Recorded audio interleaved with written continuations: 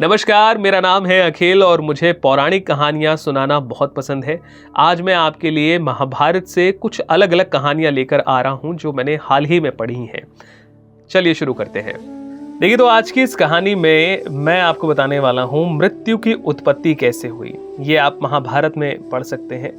और महाभारत में क्या होता है कि एक बार ब्रह्मा जी को बड़ा गुस्सा आता है। आमतौर पर हम देखते हैं कि ब्रह्मा जी बहुत ही शांत स्वभाव के देव हैं और बहुत ही शांति के साथ, शीलता के साथ वो असुरों को भी वरदान दे देते हैं। लेकिन एक समय आता है जब ब्रह्मा जी बड़े गुस्से में होते हैं। तब महादेव जी कहते हैं कि आप प्रजा सर्ग की रक्षा के लिए मैं आपसे प्रार्थना करता हूं। आप प्रजाओं की सृष्टि करते हैं, अतः इन पर क्रोध मत कीजिए। आज आपकी क्रोध अग्नि से सारी प्रजाएं दग्ध हो रही हैं, यानी कि जल रही हैं। उन्हें उस अवस्था में देखकर मुझे दया आती है। आप उन पर क्रोध ना करें। इस पर प्रजापति ब्रह्मा जी कहते हैं कि शिव, मैं प्रजा पर कुपित नहीं हूं और ना ही मेरी ये इच्छा है कि प्रजाओं का विनाश हो। पृथ्वी का भार हल्का करने के लिए ही प्रजा के संहार की आवश्यकता प्रतीत होती है। महादेव, ये पृथ्वी देवी भार से पीड़ित हो सदा मुझे प्रजा के संहार के लिए प्रेरित करती है, क्योंकि यह जगत के भार से समुद्र में डूबी जा रही है। जब बहुत विचार करने पर भी मुझे इन बड़ी हुई प्रजाओं के संहार का कोई उपाय नहीं सूझा, तब मुझे क्रोध आया।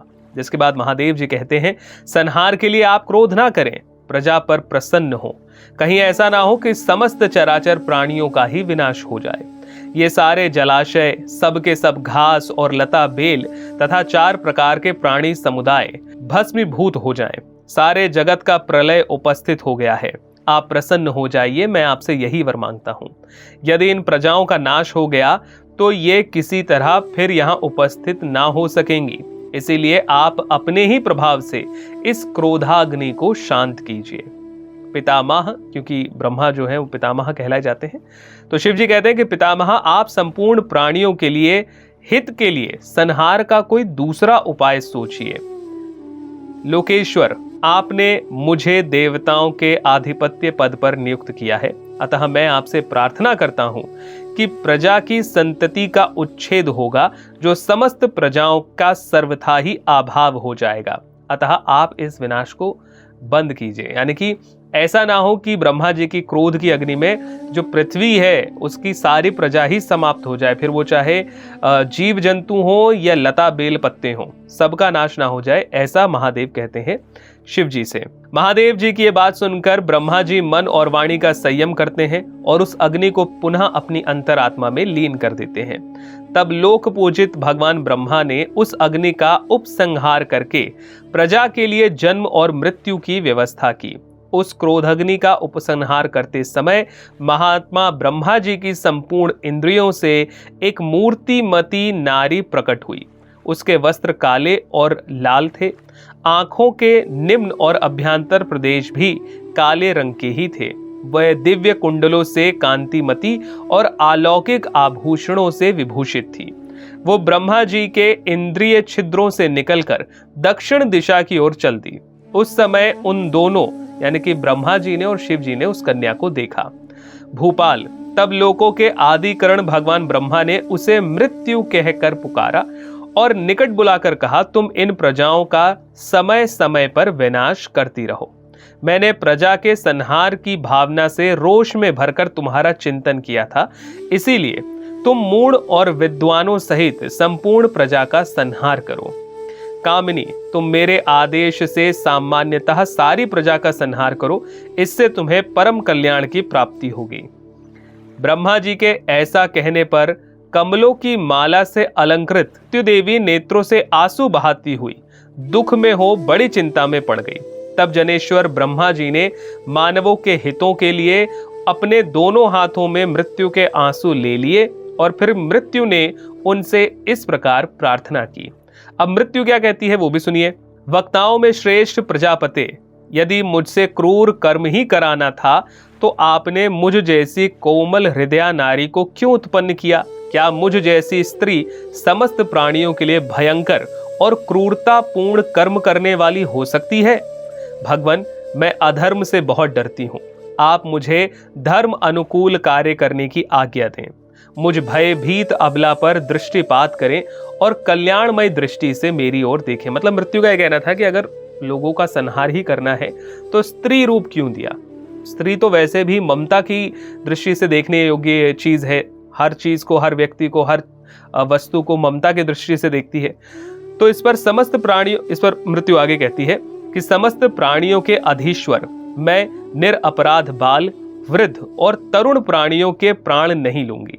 आपको नमस्कार है, आप मुझ पर प्रसन्न हो।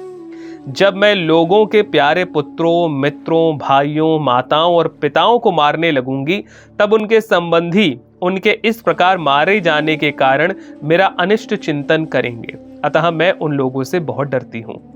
उन दीन दुखियों के नेत्रों से जो आंसू बहकर उनके कपोलों और वक्ष स्थलों को भिगा देंगे, वो मुझे अनंत वर्षों तक जलाता रहेगा। मैं उनसे बहुत डरती हूँ, इसीलिए मैं आपकी शरण में आई हूँ। हे देव, सुना है कि पापाचारी प्राणी यमराज के लोक में गिराए जाते हैं, अतः आपसे प्रसन्न होने के लिए मैं प्रार्थना करती हूँ कि मुझ पर कृपा कीजिए। मैं अपनी एक अभिलाषा पूर्ति चाहती हूँ। मेरी इच्छा है कि मैं आपकी प्रसन्नता के लिए कहीं जाकर तप करूं। इसके बाद ब्रह्मा जी मृत्यु से कहते हैं, मृत्यु, प्रजा के संहार के लिए ही मैंने संकल्प पूर्वक तुम्हारी सृष्टि की है। जाओ, सारी प्रजा का संहार करो, इसके लिए मन में कोई विचार ना करो। ये बात अवश्य ही इसी प्रकार होने वाली है, इसमें कोई परिवर्तन नहीं हो सकता। मैंने जो बात कही है उसका पालन करो, इससे तुम्हें पाप नहीं लगेगा। महाबाहु, शत्रु नगरी पर विजय पाने वाले नरेश, ब्रह्मा जी के ऐसा कहने पर मृत्यु उन्हीं की ओर मुख करके हाथ जोड़कर खड़ी हो गई और कुछ बोल न सकी। उनके बारंबार कहने पर वह माननी नारी निष्प्राण होकर मौन से रह गई। हाँ या ना कुछ भी ना बोल सकी। उसके बाद देवताओं के भी देवता और ईश्वरों के भी ईश्वर ब्रह्मा जी स्वयं ही अपने मन में बड़ा प्रसन्न हुए और मुस्कुराते हुए समस्त लोकों की ओर देखने लगे। उन अपराजित भगवान ब्रह्मा का रोष निवृत्त हो जाने पर वो कन्या भी उनके निकट से चली गई, ऐसा हमने सुना है। ये नारद बता रहे हैं।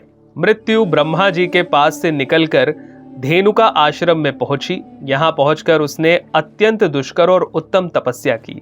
वो 15 पद्म वर्षों तक एक पैर पर खड़ी रही। इस प्रकार अत्यंत दुष्कर तपस्या करती हुई मृत्यु से महातेजस्वी ब्रह्मा जी ने पुनः जाकर पूछा, मृत्यु, तुम मेरी आज्ञा का पालन करो।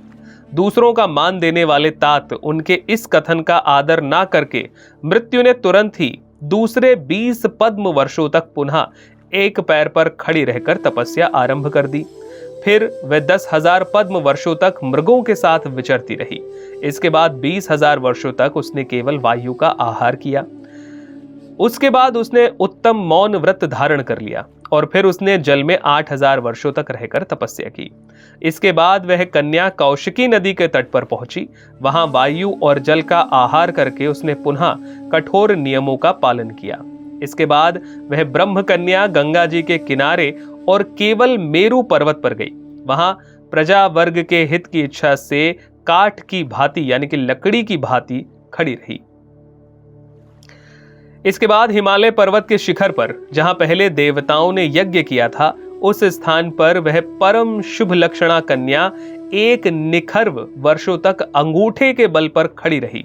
इस प्रकार यत्न करके उसने ब्रह्मा जी को संतुष्ट किया। तब संपूर्ण लोकों की उत्पत्ति और प्रलय के कारणभूत ब्रह्मा जी उस कन्या से बोले, बेटी, तुम ये क्या करती हो? मेरी आज्ञा का पालन करो। तब मृत्यु ने पुनः कहा, देव, मैं प्रजा का नाश नहीं कर सकती, इसके लिए उन्हें आपका कृपा प्रसाद मैं चाहती हूँ। अधर्म के भय से डरकर पुनः कृपा की भीख मांगती हुई मृत्यु को रोककर देवादिदेव ब्रह्मा जी ने उनसे कहा, मृत्यु, तुम इन प्रजाओं का संहार करो, इससे तुम्हें पाप नहीं लगेगा। मेरी कही हुई कोई भी बात यहाँ झूठी नहीं हो सकती। सनातन धर्म यहीं तुम्हारे भीतर प्रवेश करेगा। मैं तथा ये संपूर्ण देवता सदा तुम्हारे हित में लगे रहेंगे। मैं तुम्हें ये दूसरा भी मनोवांछित वर दे रहा हूं कि रोगों से पीड़ित हुई प्रजा तुम्हारे प्रति दोष दृष्टि नहीं रखेगी। तुम पुरुषों में पुरुष रूप में रहोगी और स्त्रियों में स्त्री रूप धारण करोगी और नपुंसकों में नपुंसक हो जाओगी। ब्रह्मा जी के ऐसे कहने पर मृत्यु हाथ जोड़कर ब्रह्मा जी से पुनः बोली, प्रभु, मैं प्राणियों का संहार नहीं करूंगी। तब ब्रह्मा जी ने कहा, मृत्यु, तुम मनुष्यों का संहार करो, तुम्हें पाप नहीं लगेगा, मैं तुम्हारे लिए शुभ चिंतन करता हूं। मृत्यु, मैंने पहले तुम्हारे जिन अश्रु बिंदुओं को गिरते देखा और जिन्हें अपने हाथों में धारण कर लिया, वे ही समय आने पर भयंकर रोग बनकर मनुष्य को काल के गाल में डाल देंगे। सभी प्राणियों के अंतकाल में तुम काम और क्रोध को एक साथ नियुक्त कर लेना। इस प्रकार तुम्हें अप्रमेय धर्म की प्राप्ति होगी और तुम्हें पाप नहीं लगेगा। इस प्रकार तुम धर्म का पालन करोगी और पाप में नहीं डूबोगी। अतः अपने को प्राप्त होने वाले इस अधिकार को प्रसन्नता पूर्वक ग्रहण करो और काम को इस कार्य में लगाकर इस जगत के प्राणियों का संहार करो। यहाँ ब्रह्मा जी बार बार यही चाह रहे हैं कि मृत्यु जो है, जिस कार्य के लिए मृत्यु की उत्पत्ति हुई थी, जन्म हुआ था, वो उस कार्य को करें। तब वो मृत्यु नाम वाली नारी शाप के डर से ब्रह्मा जी से बोली, बहुत अच्छा, आपकी आज्ञा स्वीकार है।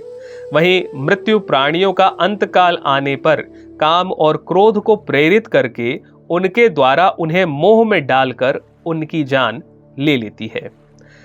पहले मृत्यु के जो अश्रु बिंदु गिरे थे, वे ही ज्वर आदि रोग हो गए, जिनके द्वारा मनुष्यों का शरीर रोगी हो जाता है। तब मृत्यु सभी प्राणियों की आयु समाप्त होने पर उनके पास आती है। इस प्रकार ब्रह्मा जी ने ही प्राणियों की मृत्यु रची है। मृत्यु ठीक समय आने पर यथावत रूप से जीवों का संहार कर देती है। अगर आप महाभारत या किसी और पुराण की कोई और कहानी जानना चाहें तो मुझे कमेंट करके जरूर बताइए और चैनल को सब्सक्राइब कीजिए।